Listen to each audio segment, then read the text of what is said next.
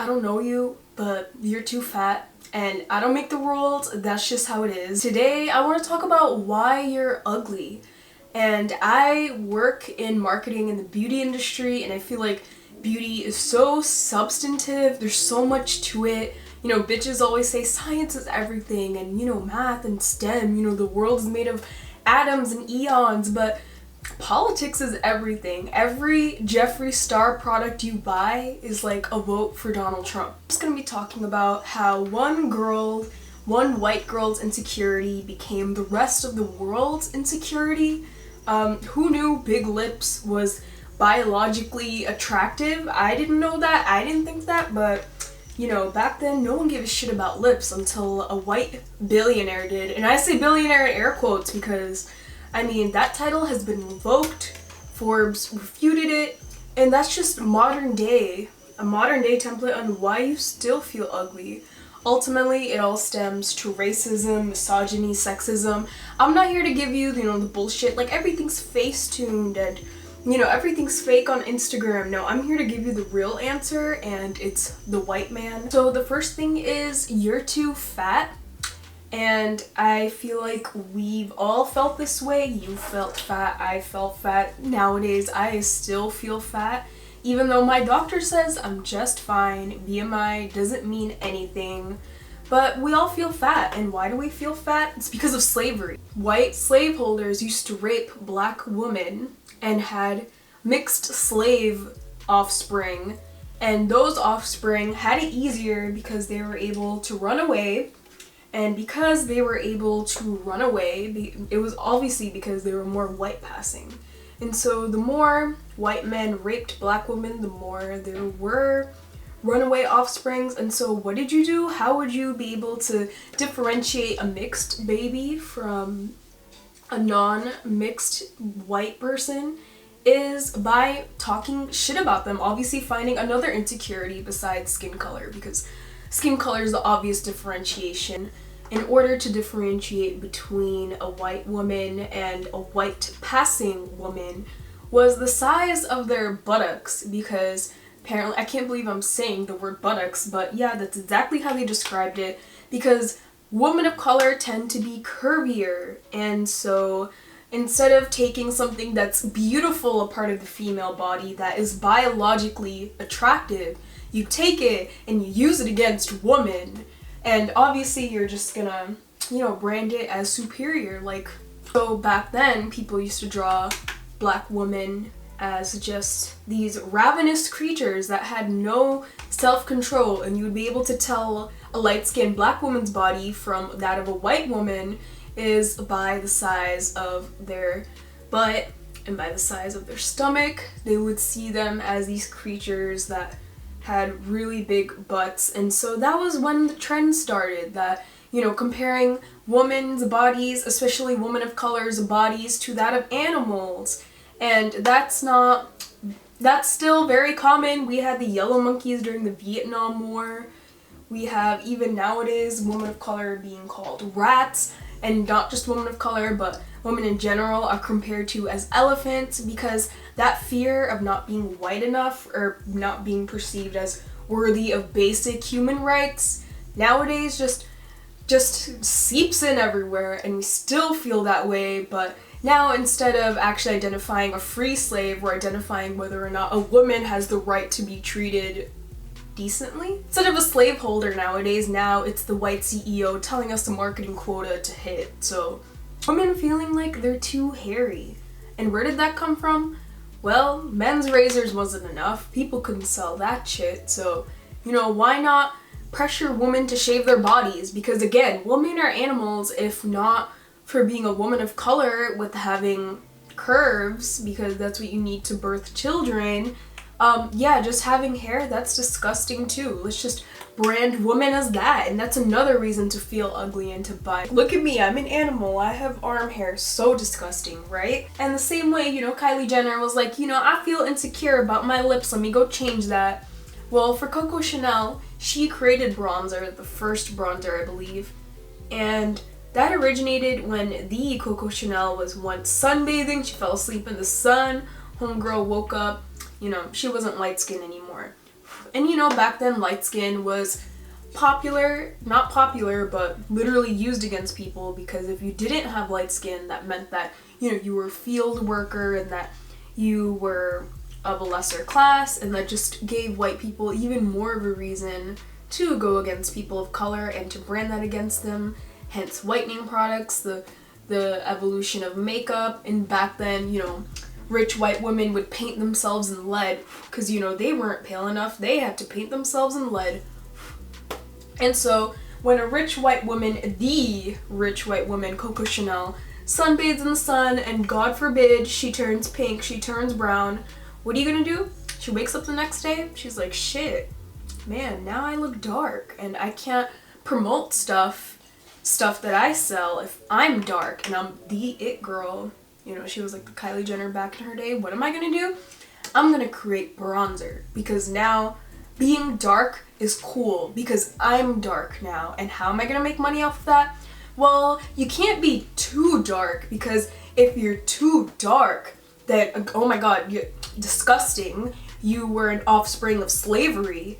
But if you are just dark enough, that doesn't mean you were out there doing field work, because if you're born light skin, it means that you're rich enough to afford to vacation, and bam, bronzer, fucking bronzer everywhere. So not dark enough, and why we're also too dark, it's just, you can't win, can't fucking win. And speaking of too dark and too light, you know, I know, eye bags, right? We all feel tired. We all want our eye bags to go away. People always say, yeah, it's sleep, just go sleep.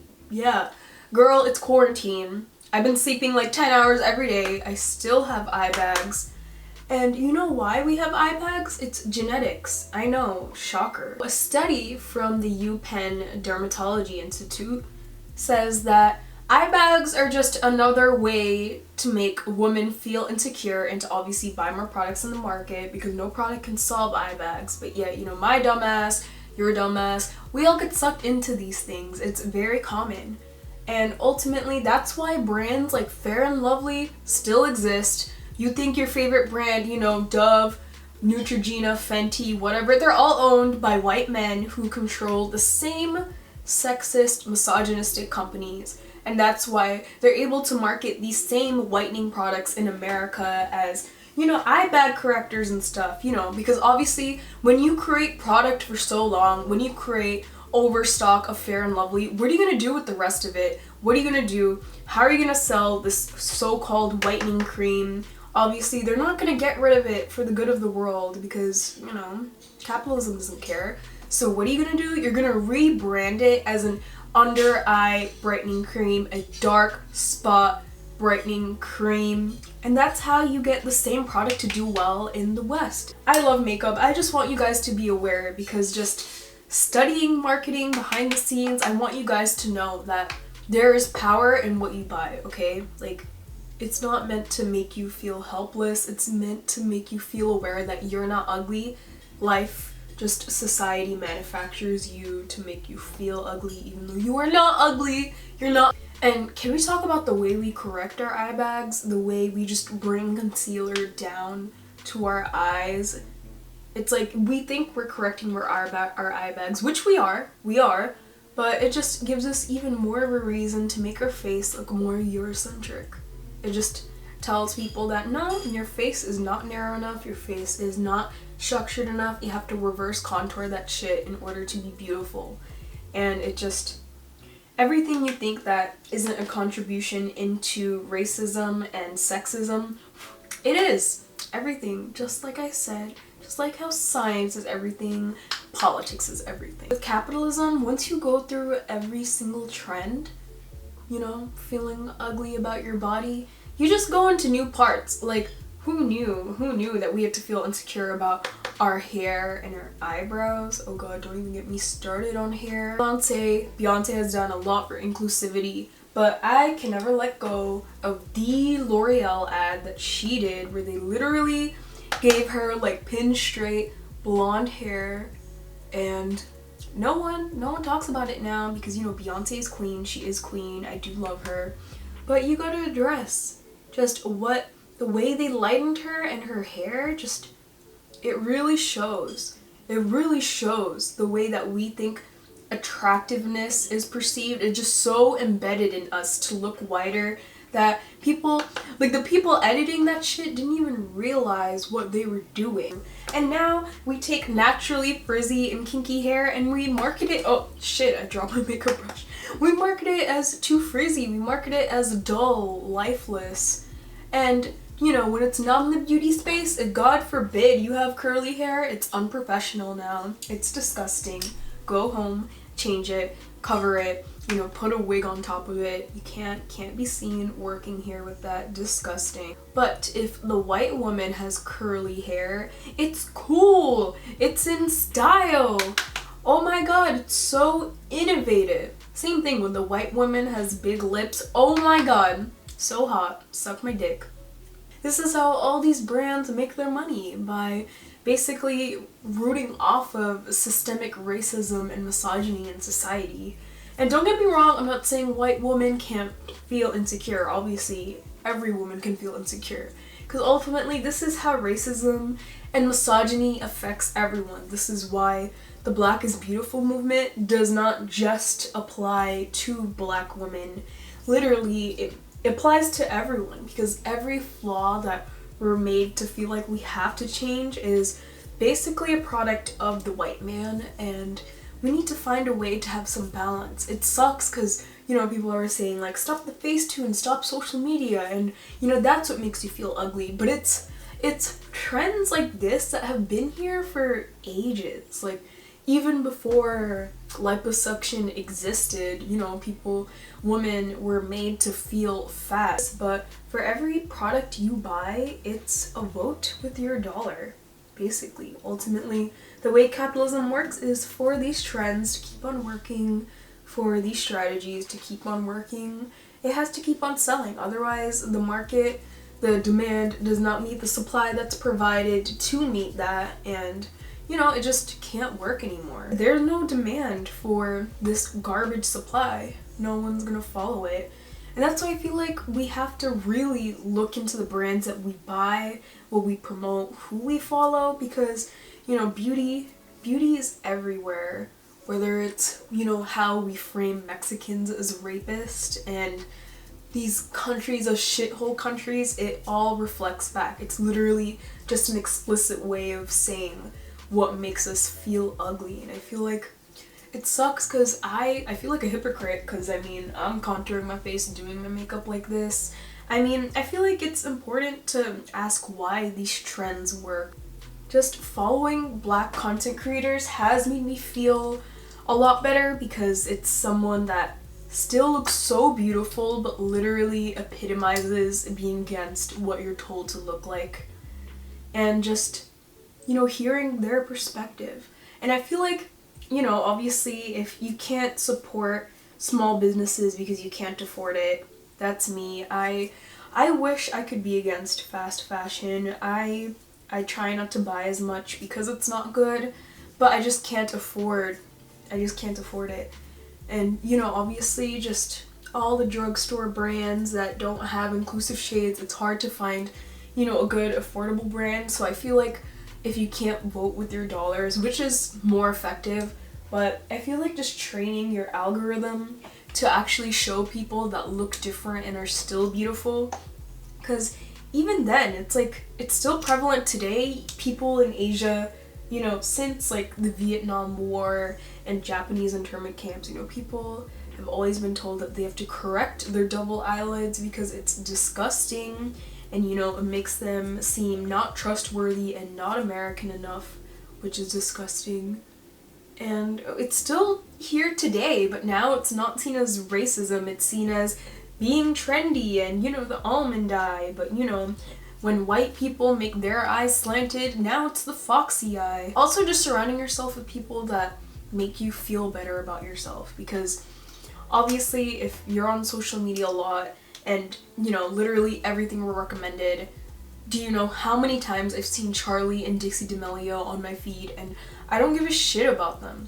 I don't care about these skinny, entitled white women. I don't care. They have nothing to offer in my life.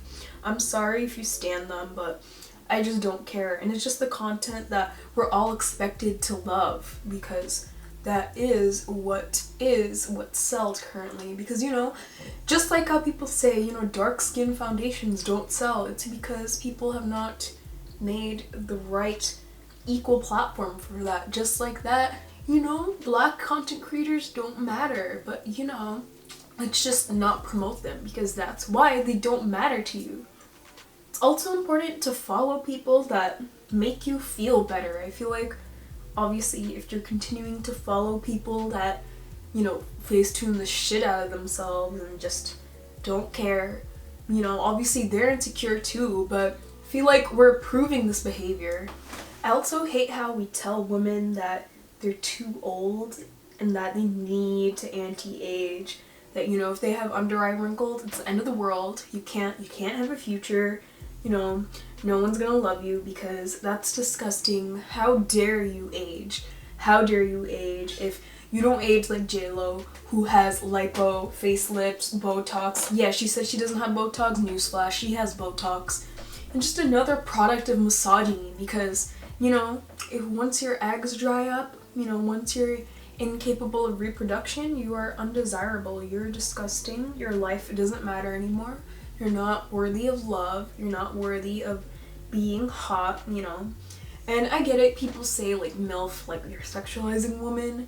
And that I say, I mean, what's wrong with the mom still being hot? Like, just because you reproduce children doesn't mean like you're done, like you can never have sex again. Like, that's bullshit. To play up your looks, because, you know, the more that we contour our noses, the more that we have to have super filled in brows and super slim cheekbones, the more that we think we have to have that, and the more that we think that that's the only type of beautiful. But I feel like it's important to play around. It's okay. You know, makeup has a purpose, I get it. Like right now, I look flat as fuck. I mean, Coco Chanel, I do need bronzer right now. But, I mean, it's important to preserve how you look, you know? You don't wanna... I mean, I'm not saying, like, wearing a lot of makeup is terrible. I'm saying be more intentional about it. Why do you look a certain way? You know, all the beauty gurus, we're literally desensitized to it. People say we need bronzer because we need to look like we went on vacation. Why do we need to look like we went on vacation? We all know we're quarantining. Does having lighter skin mean you're not desirable? Does that mean that you're not wealthy enough? But, you know, if you're darker skinned, and, you know, if you're darker skinned, then that also means that you're not wealthy enough because you resemble less like a white person. Why do people say these things? There's always a deeper meaning behind it. You know, why do we have certain blush placement? Why do we put our blush a certain way? Because we want to look more feminine. But what about butch lesbians? Are they not allowed to feel beautiful? I feel like no one talks about it. When we think of gay representation, we think of a gay white man, James Charles, I get it. We think of Jeffree Star, I get it. Shane Dawson, disgusting. They're all disgusting people. I don't want to talk about it. I don't like any of them. But yeah, once we think of representation for the queer community, it's, again, a white man. It's a white man who looks feminine, which isn't a wrong thing. There's nothing wrong with that. But I'm saying it's like, even when we think we're getting closer, it's just looking more and more like the picture that we're trying to get away from. Also, if you're wondering, if I hate beauty so much, why am I in the beauty industry? Or why do I try to be in the beauty industry? Why do I try to get into marketing? Because I feel like, you know, you gotta break the system from the inside, you know? You ain't ever gonna get the representation you want if you don't have a say in who's in the PR team and, you know, how you're gonna market a product.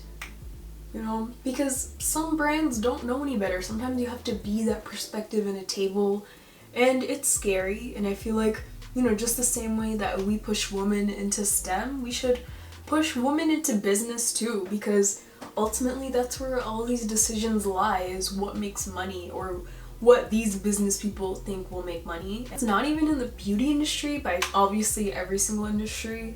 Like, literally growing up, we're always told that, you know, we have to play with Barbie dolls and change their naked ass and make them look pretty, even though, and even just Barbie dolls in general, Bro, if I ever have kids, I don't think I'm ever giving them a Barbie doll. I don't think so, because I just feel like that's where it starts. It's where it starts. I'm gonna block every single Barbie ad they get. I might be crazy. I'm not even gonna have a baby shower, because why does gender matter? Like, fuck that shit. Also, another thing is just, honestly, a lot of therapy. I talk about this a lot in therapy, just feeling ugly, feeling undesirable. And a lot of people, you know, people are nice, people tell me I'm pretty, you know, there'll be horny dudes in my DMs, what can you do? But I feel like no matter what, you're always just, there's a part of you that's always gonna feel insecure about something. For me, it's always been my weight. And I know I literally just said, you know, it's a root of racism, but it's something that it's so ingrained in us that it just, you know, it's hard to make it go away. Also, isn't it interesting that the way that we're made to feel ugly is not just how brands make money, but it's also, you know, in an attempt of a representation of our wealth? Because I feel like, you know, like lip fillers, obviously, only the rich can afford it. But in a way, it's kind of like a flex. You know, people are posting this shit on Instagram, like, all the time. It's just like, oh my god, lip fillers, I'm so rich, I'm so glam. Even just the sign that bronze skin indicates wealth, when for years it meant that you were enslaved. Like, I don't know, man. Capitalism, it's like, it's not just the brand owners that give a shit about money, it's us too. Right after this, I'm gonna take this shit off and I'm gonna go out, pick up some boba from a drive-thru, social distance with a mask the entire time. So right after this, I'm gonna take it off, so. Yeah, this was pretty much why you're ugly. You are not ugly. You're not ugly. The world is just ugly. We gotta learn how to live with it, create our own boundaries, just question why we do certain things, and just deconstruct what we've been told since the very first day we were given a Barbie doll when we were young.